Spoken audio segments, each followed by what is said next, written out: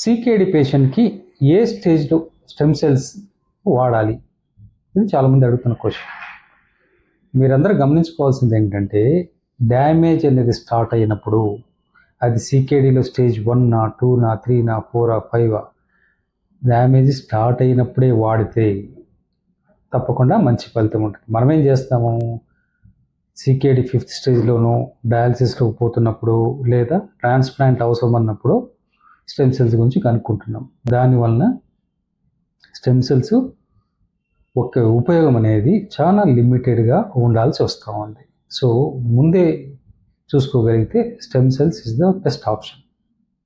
Hope this useful, share it with your friends. దానివలన stem cells ఒక ఉపయోగం అనేది చాలా లిమిటెడ్గా ఉండాల్సి వస్తూ ఉంది. సో ముందే చూసుకోగలిగితే stem cells is the best option.